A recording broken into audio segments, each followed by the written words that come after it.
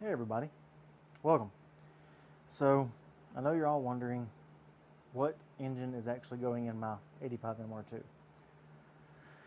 So, it's time. Time to reveal. And here we go.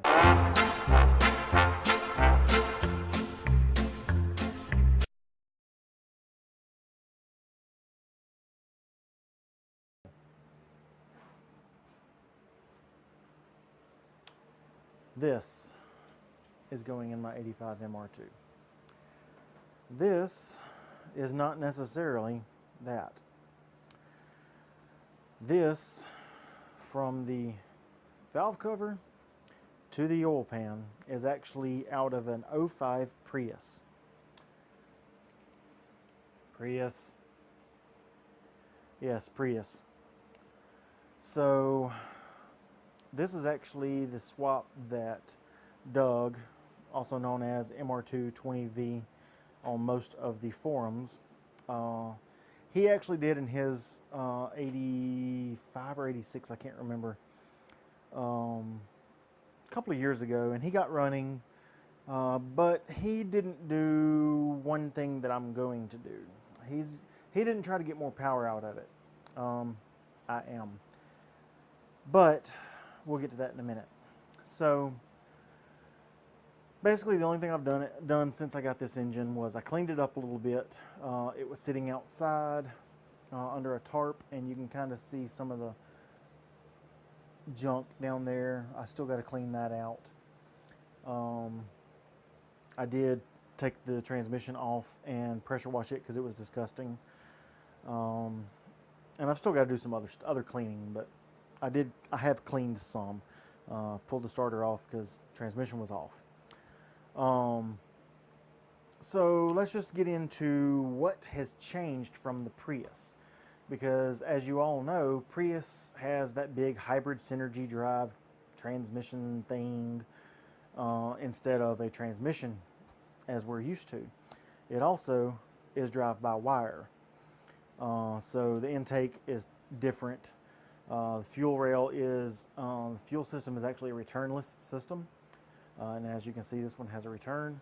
So I'm going to walk you through some of the changes that Doug did to make this work in an MR2. First, the biggest thing was actually converting it to a manual. And this, from here back, is actually MR2. C50, C52, something like that. I can't remember exactly. I'll have to ask Doug. Bell housing is actually off of a Scion XA. Don't know exact year, but they also have the 1.5 liter 1NZ FE, which is that engine. Only difference in this I'll get to in a minute, but same bolt pattern. So it actually comes with a standard transmission, and it is designated a C50 also, which is really weird, but you know, it is what it is. So Doug was able to adapt that and keep the front shift linkage so that it matches up with the MR2. And I have all of the other bracketry and all that in the car. So I did get everything with that. Coming around here, with the transmission, you do have the front torque mount, the side engine mount, and the rear torque mount are all situated to actually bolt up to an MR2 for, with no changes needed. Because I mean, this is all intents and purposes an MR2 transmission, just with a different bell housing. So that's all fine. That all bolts up. Coming around here some, the exhaust. With the exhaust, this is how I got it, minus the studs. I put the studs in there because there were no bolts and I needed something. So I did get a stainless header deal, but it needs to be modified. Whenever I got the engine, the guy who had it, because Doug had sold the car, and I'll tell that whole story later, but the exhaust manifold had gotten lost somewhere. But you basically have to modify, cut the collector and turn it down some, because as you can see, it will dump straight into the bottom part of the trunk. So I do have to modify that. But that hopefully will not be a big deal. But anyway, so, I added the studs. I've cleaned up a little bit here. Coming on around, you have, this is a chain-driven timing system, so I can actually do what I need to later without even having to pull this whole front cover, which is nice. The crank pulley is a single row, very lightweight actually. Prius, it doesn't have any real major accessories except for the water pump to drive. I think it might actually have an alternator, but I don't believe this is the alternator off the Prius. I'll have to ask Doug for clarification on that. But it has to charge the 12-volt system somehow, right? So this is a single row. Coming around, there is no AC compressor, but the bolt holes are there, so I do want to add AC. I live in Mississippi. It gets hot. I want AC. Get over it. So I will need the AC compressor and probably convert this over to the XB, or maybe it's an Echo. I can't remember. All of them have the same engine. The only difference is some of them have a two-row crank pulley, and some have a little bit wider single row that actually matches up with this. The intake is actually off of an Echo, so that you get the cable-driven throttle body and all that kind of jazz. The fuel rail is off of a Paseo 5E FE, if I remember correctly. It's a 1.5 liter also, but it's just uncanny how the bolt spacing is the same and the injector placement's all the same. So, that just worked out for the best. And really, that's about it as far as the external changes that Doug had to do to make this work in an MR2. So, stock this engine as it sits right now makes 76 whopping horsepower. I know you're thinking, hey, you're stupid. Why would you put 76 horsepower in the car? I'm not. That will fix that. That is a Scion XB head, which again is the same engine. So go over the differences with this. The only differences between the Prius engine, besides the outside stuff, and the Scion XA, XB, Toyota Yaris, and Echo, which are basically the same car except for different years. The difference is the cams and the pistons. Everything else is the same practically. Same block, same head, same everything. So what makes this different is it is actually designated a 1NZFXE, meaning that the cams, the intake stays open well past bottom dead center on into the compression stroke. So that means that you're actually bleeding out some compression before it closes. Static compression on this engine is 13:1. But with the cams the way they're designed now, it runs about 8:1. It's not that great for power, obviously, but fuel economy, whenever you have the hybrid synergy drive, which is typically behind this, it works. With this engine and those cams that I just showed you out of the XB, it will change to a 13:1 compression ratio engine. It's running on a Echo ECU, if I'm not mistaken. I would have to go over and dig through my box and find that. But it should handle it just fine. And I figure I should be in the neighborhood somewhere between 120 to 150 horsepower at the crank.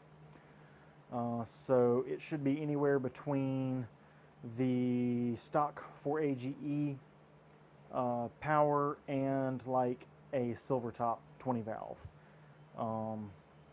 Obviously not with the high red line like the 20 valve, but This engine is 100 pounds lighter than the 4AGE. It is a very narrow engine. It's actually shorter in the engine bay. So this mount actually had to be extended out. And it has plenty of room here. So that should be pretty interesting, getting that in the engine bay. So there you have it. Am I crazy? Probably. But nobody's ever done this as far as I know. Yes, Doug did have it running in his car, but he was running all the stock stuff. So I'm going to change out the cams, and I'll do a video on that whenever I do that. And the reason I bought the whole head, I got it off eBay. It's dirt cheap. The guy said it needed like valve stem seals. I don't care about the valve stem seals. I just needed the cams. But I kind of wanted the head too, because I wanted the buckets, because this is actually a shimless bucket design. The buckets are the shims, so I will have to kind of fiddle around with that and get the proper thickness on each of those for each lobe of each cam. But like I said, I'll do a video on that later. But yeah, I already have the harness back from Doug. When he was running it, he was just running bare wires. I mean, not bare wires, but they wasn't in a loom for the most part, because he was just trying to get it running. So I was able to send that back to him, and he tested everything, verified it all worked, and loomed it up for me. And he had the ECU. And I'll tell the story about how I got this engine another time, but I figured it was about time to bring y'all the story of, I mean, not the story, but show you the engine. You know, how crazy am I? But yeah, it should be fun. It's a bolt-in ordeal. I mean, like I said, Doug has done all the work. It's easily reproducible. If you know you wanted to pick up a Prius engine, you could probably find one for about $200. I think that's what Doug said he bought this one for.